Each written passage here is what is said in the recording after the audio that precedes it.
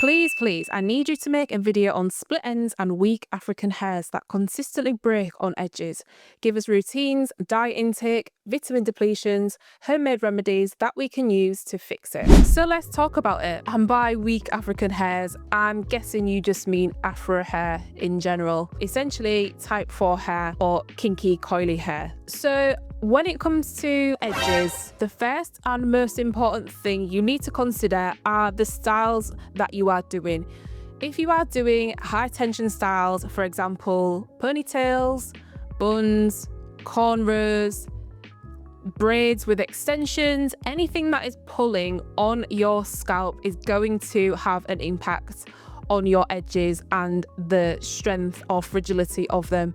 Added weight, as much as we think sometimes that even if your braids are not pulling on your hair, it's still added weight that is going to be more than what your hair would be on its own. So really and truly, we want to avoid any sort of styles that are pulling on our edges and that are adding extra weight and tension onto our hair. Remember, your edges are usually finer than the rest of the hair. That means they're a little bit more fragile and susceptible to breakage. So you have to be gentle, especially if you're someone who has lower or medium density hair anyway. You are going to want to retain as much of those edges as possible. A really good routine for maintaining healthy edges would be to keep your hair nice and clean. Just make sure your scalp is clean in whatever style you are doing, and opt for a style that has low tension and low manipulation. For example, 2-strand twists can be a great way to maintain a nice clean look, but also retain moisture and not have so much tension pulling against your scalp. I would recommend doing mini twists or jumbo twists, wearing them for at least 2, 3 or 4 weeks if you can manage that, and then taking them out and washing and redoing them and just seeing how your scalp reacts, how your edges react, and really just try and leave the edges alone as much as possible. The second thing that this subscriber mentioned is diet and vitamin intake. A really valid point, because diet and exercise can have a huge impact on the outcome of our hair.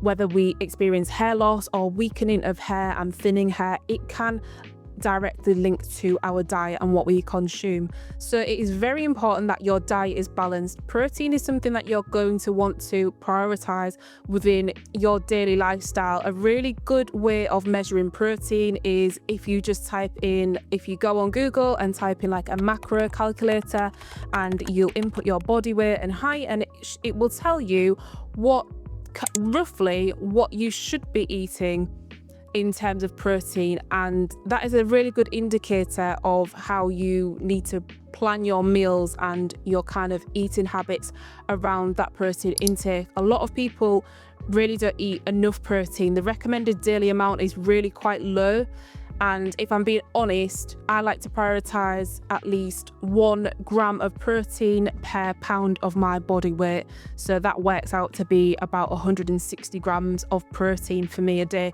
which is quite high. And I'm not saying that that is the rule that you should use, but it's definitely more than the recommended daily amount of protein. In terms of your vitamins and deficiencies, that's not something I can comment on in terms of you specifically.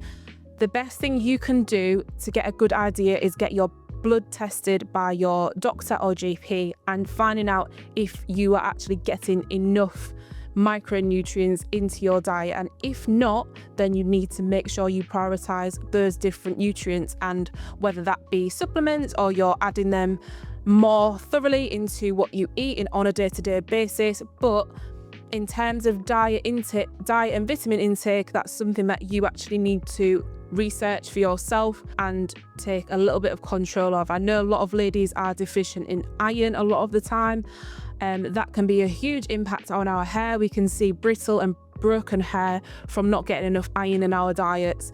So naturally, that is something that a lot of us lack, alongside vitamin D, depending on where you live. I'm in the UK and it's not always sunny. It's very rarely sunny. So I'm probably more than likely deficient in vitamin D for most of the year. So just bear that in mind as to something that you need to do. Make sure that you get your blood test done and have a look and see what supplements you need to take.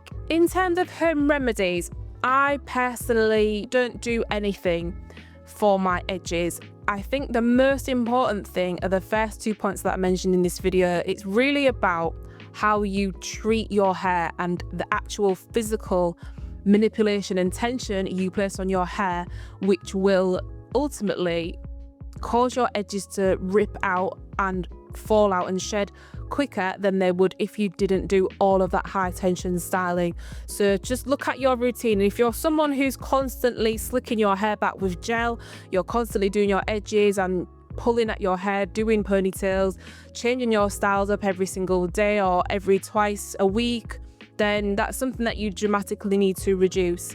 What you can do if you're thinking about some home remedies is using rosemary oil and doing scalp massages. I know you can pick up oils just from Amazon or a hair shop and using either your fingers to do some massaging every night or every other night, or you can also use a scalp massager for that as well. That's a really good way of increasing blood flow to the scalp and stimulating those hair follicles as well. I'm really lazy and I should do more scalp massages, but I just don't, just because it's really inconvenient for me. I just don't like having a lot of oil on my scalp every single day, basically. But I hope this has provided you some insight as to how to treat your edges and care for them a little bit better. Remember, edges are very fragile usually, and they do take a little bit more gentle caring for.